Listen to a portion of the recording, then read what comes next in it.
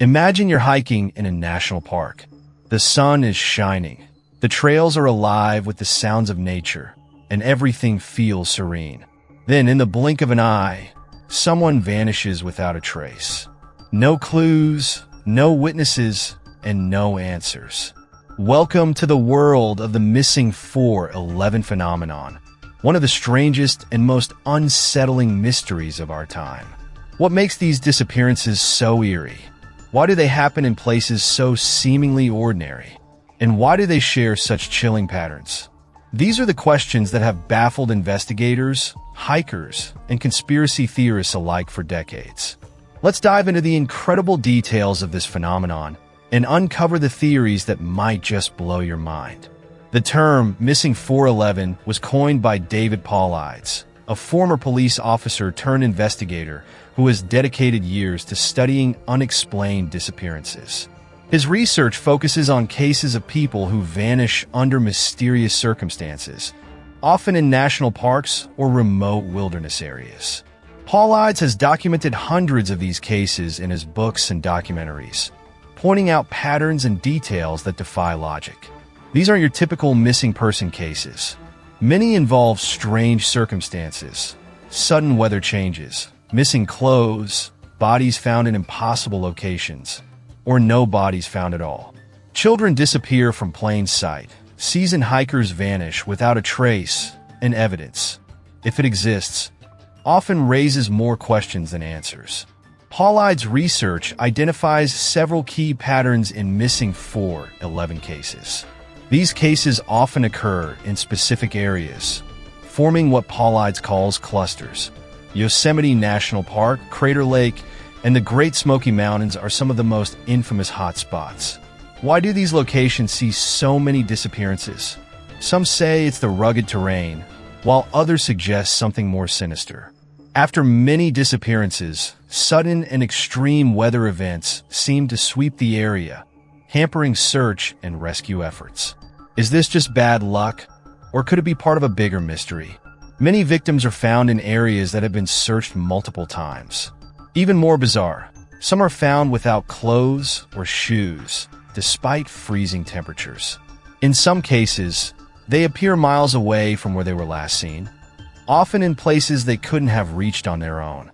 Search and rescue dogs, typically reliable in tracking missing persons, often lose the scent trail altogether or refuse to follow it.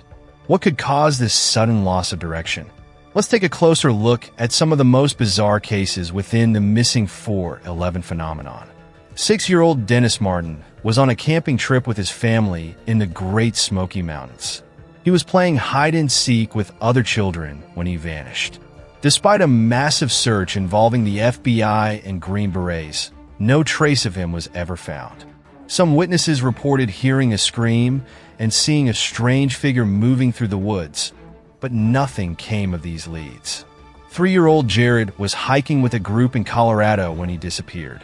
Years later, his remains were found miles away in an area that searchers had already combed. Even stranger, his clothes were in near-perfect condition, despite being exposed to the elements for years. How did his body end up there, and why was his clothing untouched? Stacy was a 14-year-old on a horseback riding trip in Yosemite National Park. She wanted to take photographs near a lake, but never returned.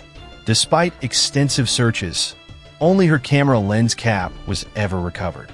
How can a young girl vanish without leaving a single clue? With so many unexplained disappearances, it's no wonder theories about the missing 411 phenomenon range from the plausible to the downright bizarre. Here are a few that stand out. Some suggest that bears, mountain lions, or other predators could be responsible. But this doesn't explain why victims' remains are often found intact or why search dogs lose the scent. Could serial killers or human traffickers be operating in these areas? While possible, this theory struggles to account for the sheer number of cases and the strange circumstances surrounding them. Some believe paranormal entities like Bigfoot, ghosts, or interdimensional beings are involved. Though far-fetched, these ideas persist due to the lack of evidence and the strange patterns in these cases. UFO enthusiasts argue that some disappearances bear the hallmarks of alien abduction. Missing time, sudden weather changes, and the inability of search dogs to track the scent add fuel to this theory. Some areas with high concentrations of missing 411 cases are known for unusual geomagnetic activity. Could this somehow interfere with people's sense of direction or even transport them to another dimension? Did you know that many missing 411 cases occur near boulder fields or granite formations? Some theorists believe these areas hold supernatural or magnetic properties. Many victims are found missing their shoes. Is this a result of hypothermia-induced confusion, or is something stranger at play? The National Park Service does not keep a comprehensive database of missing persons in their parks. Why not? Could it be a matter of funding, or is there something they don't want us to know? The missing 411 phenomenon isn't just about spooky stories or unsolved mysteries. It raises serious questions about safety, search and rescue efforts, and how we handle missing person cases. It also forces us to confront the limits of our understanding. How can people disappear so completely? Are we looking in the wrong places, or are we failing to see the bigger picture? David Paulide's work has been instrumental in bringing attention to these cases. His books, documentaries, and interviews have sparked debates and raised awareness. Critics argue that he cherry-picks cases to fit his narrative, but even skeptics can't deny the unsettling nature of these disappearances. Love him or hate him, Paulides has made it impossible to ignore the missing 411 phenomenon. When we think of the missing 411 phenomenon, we're not just recounting strange tales. We're confronting the limits of human understanding and our vulnerability in the face of the unknown. These cases compel us to question everything: our sense of security, our knowledge of the natural world, and even our grip on reality itself. How is it possible for hundreds of people to vanish so completely, often in areas heavily trafficked by other hikers? And why do so many cases share eerily similar patterns? Consider the heartbreaking case of Dennis Martin. A family outing turned into a lifetime of unanswered questions and heartbreak. Witnesses claim to have seen a shadowy figure, heard an unearthly scream, yet no definitive answers ever emerged. Was this a case of human interference, a tragic accident, or something beyond comprehension? Each case forces us to consider possibilities that range from terrifyingly plausible to disturbingly otherworldly.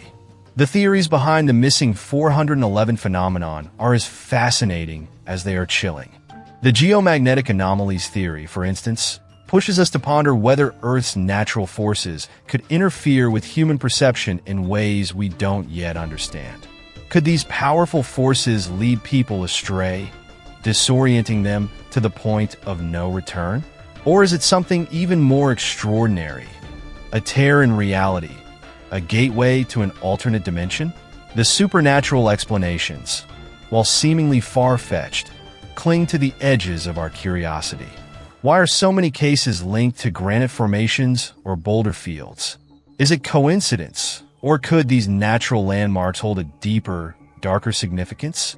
If there's one thing the missing 411 cases teach us, it's that what seems implausible may hold the key to understanding the unimaginable. Equally perplexing is the role of human error.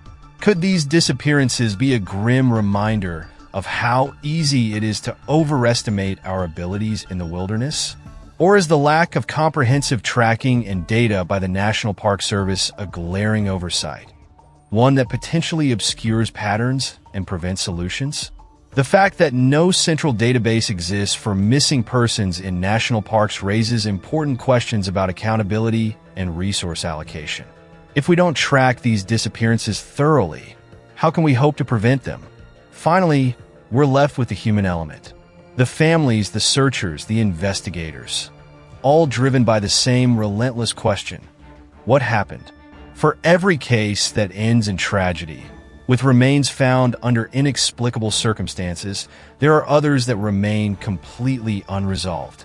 Imagine the agony of never knowing what happened to a loved one. This emotional toll reminds us that the missing 411 phenomenon isn't just a mystery. It's a deeply human tragedy. The missing 411 stories challenge our understanding of the world around us. They reveal that despite our technological advances and scientific knowledge, there are still mysteries that elude explanation. So the next time you hear a rustle in the woods or see a trail veer off into the unknown, remember, the missing 411 phenomenon is a sobering reminder that some paths lead to questions we may never answer. In the end, the missing 411 phenomenon forces us to confront a chilling possibility: that there are forces at work in our world, natural, human, or otherwise, that operate just beyond the veil of our understanding.